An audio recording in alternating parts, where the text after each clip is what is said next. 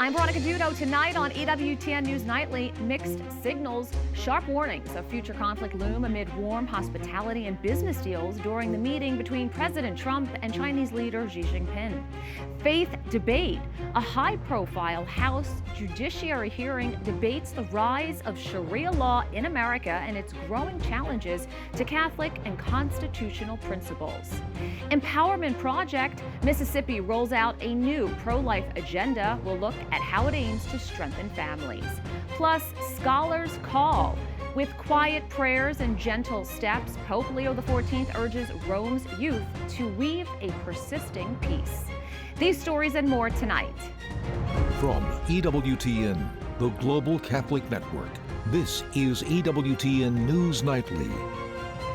Thank you for being with us on the Feast of St. Matthias. Our top story tonight, President Donald Trump and China's president begin their high-profile state visit in Beijing. President Trump says the American and Chinese people share rich and enduring ties, as well as a very special relationship. The global leaders concluded their initial talks after about 2 hours. The White House called it a good meeting, adding that both countries agreed that Iran can never have a nuclear weapon. White House correspondent Owen Jensen reports. Owen. Veronica, good evening to you. President Donald Trump described his talks with President Xi as extremely positive conversations. And in Beijing, they had plenty to discuss. President Donald Trump arrives at the Great Hall of the People, a greeting ceremony with President Xi. Soldiers and cheering kids, part of the reception. Later, the president participates in a meeting with President Xi, calling him a great leader and that he has such respect for China. We've had a fantastic relationship. We've gotten along. When there were difficulties, we worked it out. I would call you and you would call me. And whenever we had a problem, people don't know, whenever we had a problem, we worked that out very quickly. President Trump also said that he brought along top executives ready to do business. We asked the top 30 in the world. Every single one of them said yes. And I didn't want the second or the third in the company. I wanted only the top. And they're here today to pay respects to you and to China. And they look forward to trade and doing business. And it's going to be totally reciprocal on our behalf. Across the table, China's president asked, "Can we, in the interests of the well-being of our two peoples and the future of humanity, build a brighter future together for our bilateral relations?" President Trump says President Xi assured him China won't provide military equipment to Iran, and President Xi warning differences over Taiwan could lead to conflict. The White House disclosed the two sides discussed ways to enhance economic cooperation and agreed that the Strait of Hormuz must remain open to support the free flow of energy. During a toast at dinner, President Trump said the American and Chinese people value hard work and that we love our families. Together we have the chance to draw on these values to create a future of greater prosperity, cooperation, and happiness, and peace for our children. We love our children. Now, tomorrow, President Trump and President Xi meet one more time, and then things wrap up. And then President Trump returns here to the White House. Veronica? Oh, and the two leaders also said they intend to meet again soon? Correct.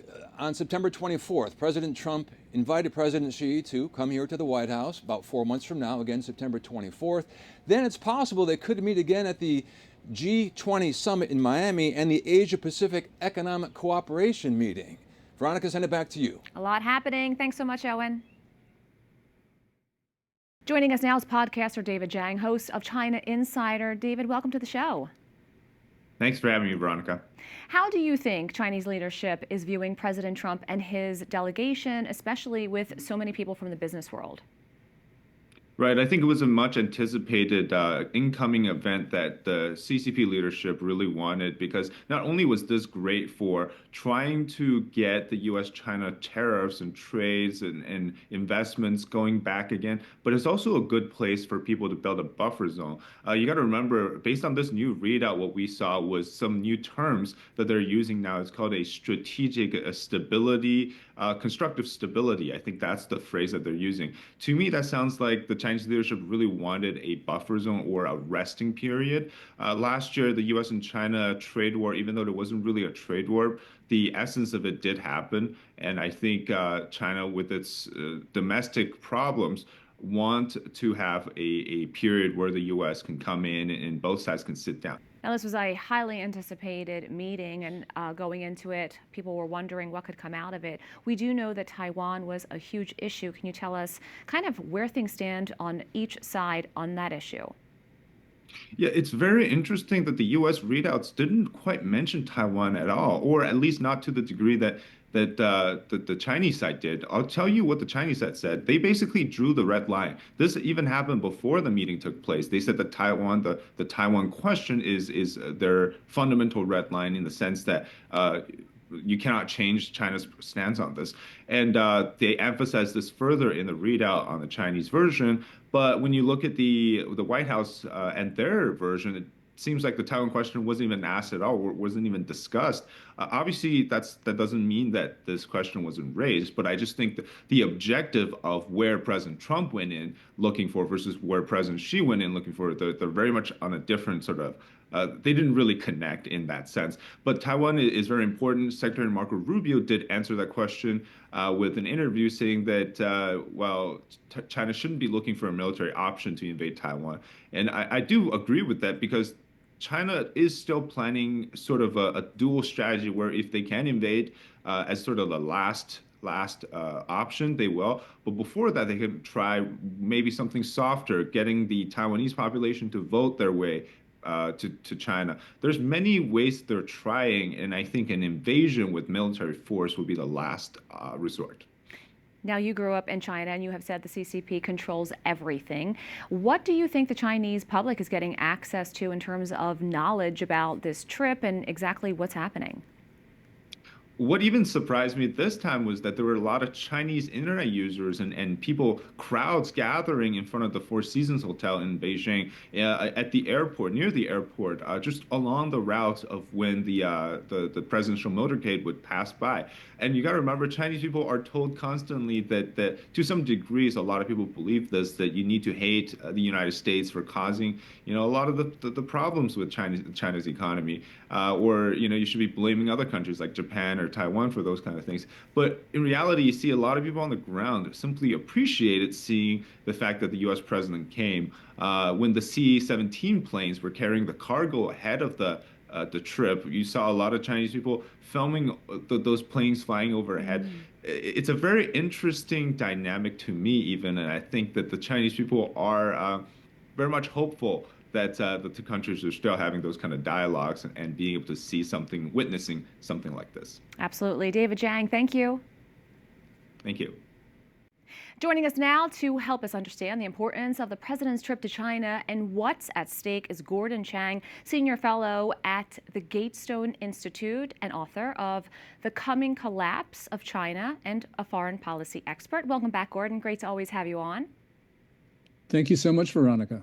So we saw a lot of pomp and circumstance for President Trump when he met with Chinese President Xi Jinping. They also had a 2+ hour meeting behind closed doors, but we are told that Taiwan was a huge issue. Of course, the president standing firm on his take in all of this. So setting that issue aside, what are some other deliverables and goals that you think can come out of this trip?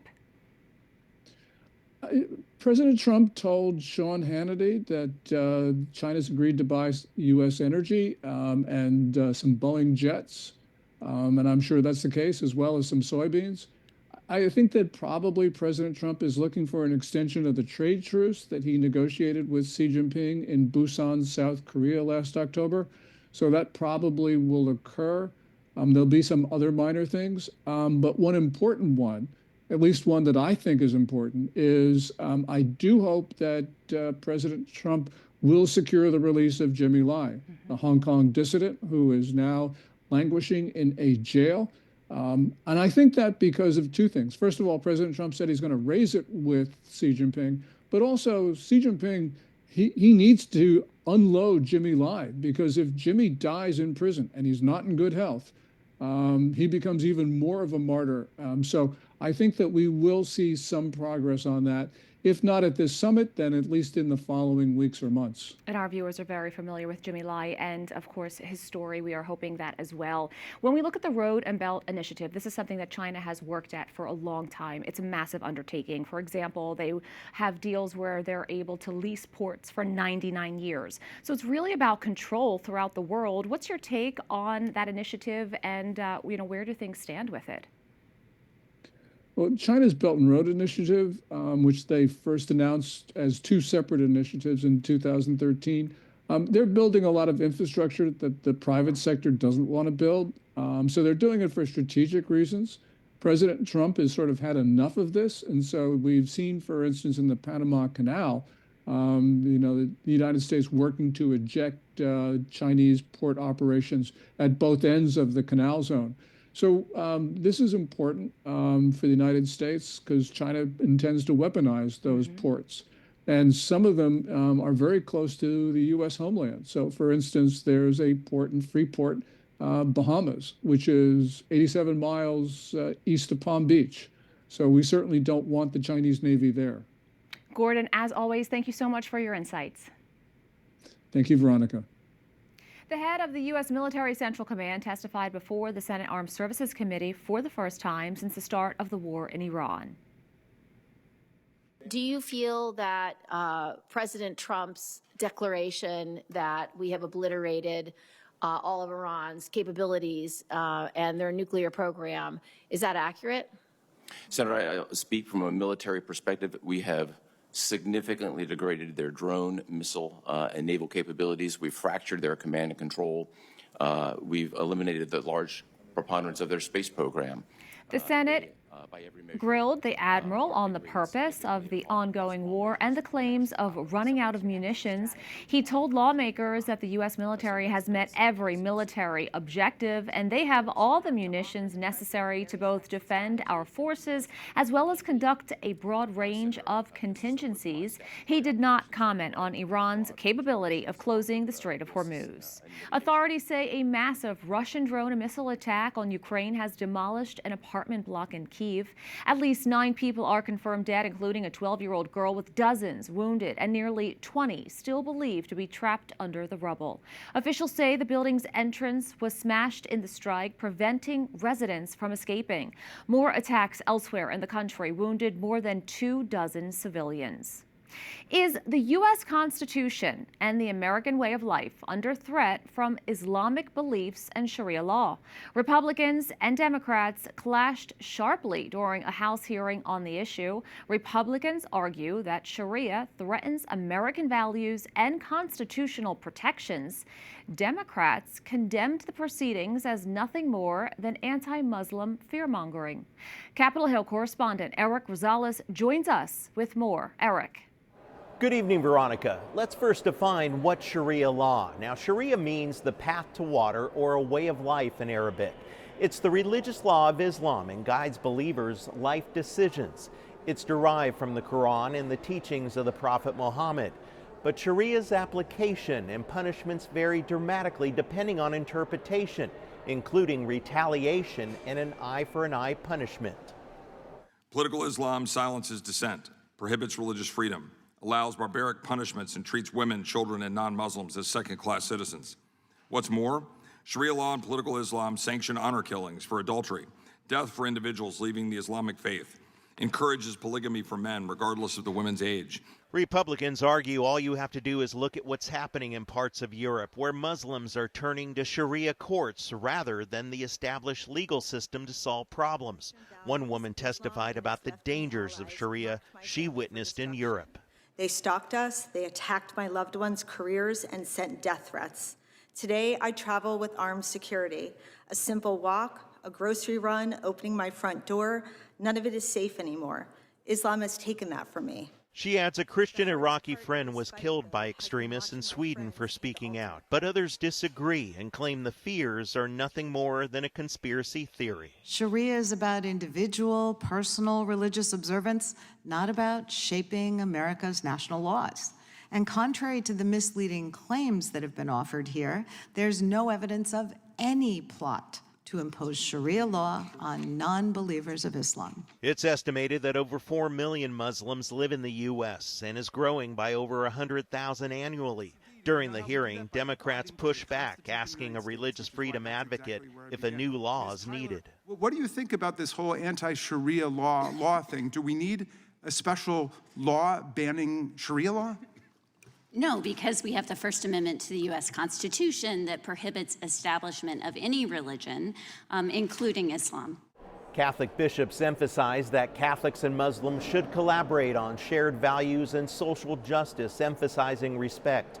However, they do have concerns with specific practices that include punishments that violate human dignity and conflict with the U.S. Constitution.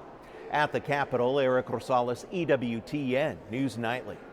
We have a lot more still to come on EWTN News Nightly. Supporting families, Mississippi shifts to a historic pro-life framework. We'll talk about the state's massive new empowerment project.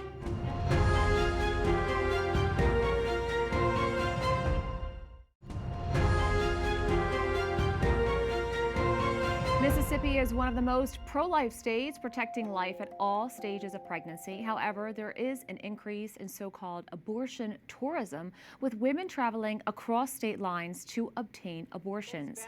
Led by Attorney General Lynn Fitch, Mississippi is proposing a policy initiative called the Empowerment Project, providing affordable child care and workplace flexibility to support mothers and families. We're happy to welcome to the studio Attorney General Lynn Fitch of Mississippi. Great to have you here with us.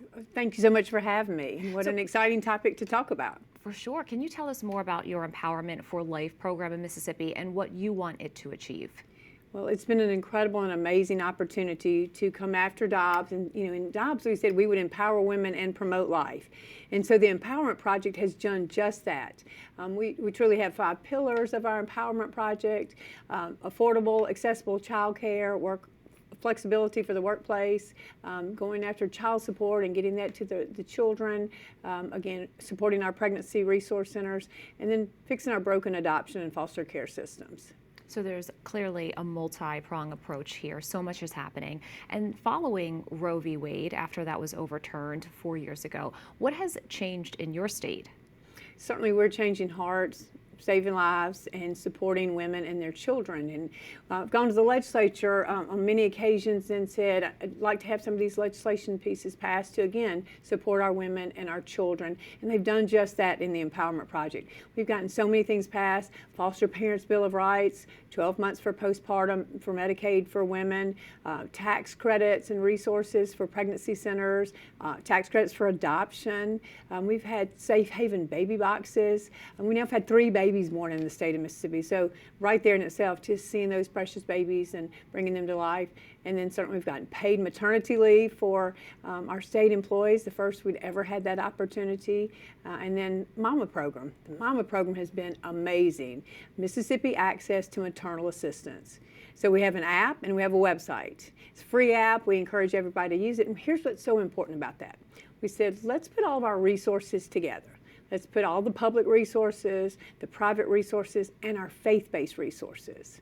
And so we run it. We've got over 400 different resources. You can filter it down by your region of the state or your actual city or county. And then there's 9 different categories. And it's easy to pick if you need something. You're looking at adoption, or you're interested in childcare, or you need food. So in that short time, we've had over 150,000 hits to both the website and the app. And we've been able to help over 30,000 uniquely. And so that could be a car seat. It could be a ride to a job interview. So we know it's working. We know we're making a difference in lives, and we're helping empower women. Quickly, what more can you tell us about this so-called abortion tourism? Well, certainly we've been fighting that in the state of Mississippi when that came down, even right after the decision in Dobbs. We went right for Jennifer Bowe, and we won that case. We truly believe that, women should have to see the doctors for their health and their well-being before they're able to take that, and certainly we are working against that in our state to protect our women. Attorney General Lynn Fitch, great to have you here with us. Thank you so much for having me. Up next on EWTN News Nightly, Artisans of Peace. Speaking at Sapienza University in Rome, the Pope urged young people to unite nations and heal the earth.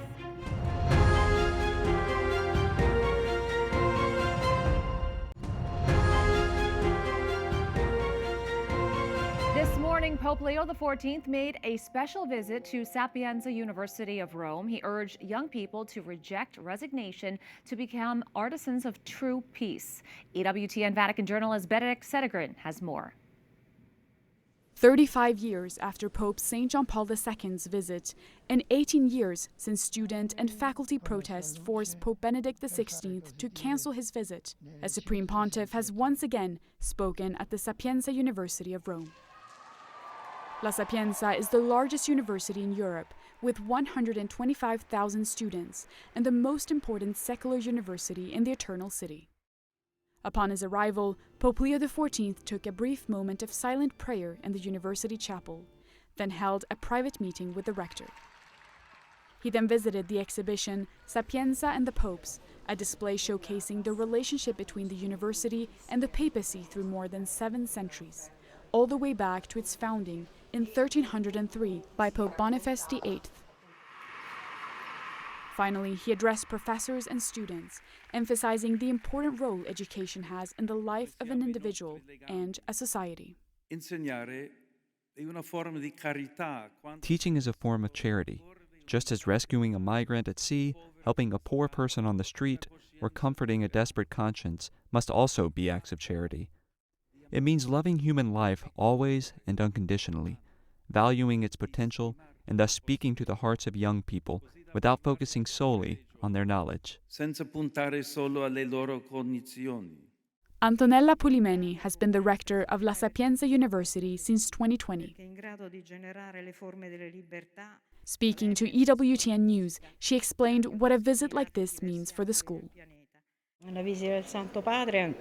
Above all, it is an encounter with students, who are the audience in whom the community, including the faculty, must instill hope during times like these. And today this is even more important, working daily toward what we call the fourth mission, that is, an ongoing effort to transform the dialogue between disciplines into a dialogue among people, always through dialogue rather than conflict.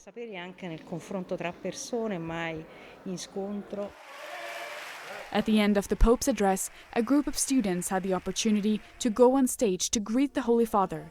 Some of them shared their feelings with us after the meeting. His speech was truly encouraging. The fact that we are not merely the sum of what has happened to us, but that through knowledge and study we can also shape our own character and open ourselves more fully to the mysteries that God has placed in nature. What God has embedded in everything, we can make the subject of our study. So it was encouraging, moving, and beautiful. What struck me most about the Pope's speech was the part about teachers, because I am firmly convinced that a teacher has the right, and in fact the very duty, to instill a passion and a perspective on the world that is, in some way, different. We live in a society where there is so much suffering, so many things that aren't right, and in my opinion, when a teacher is able to show you, through their own experience, what lies beyond, it can have a much greater impact. In Rome, Benedict Sedegren for EWTN News Nightly. We thank you for watching tonight. Remember, you can follow us on social media, Facebook, X, YouTube, and Instagram at EWTN News Nightly. I'm Veronica Dudo. Good night and God bless.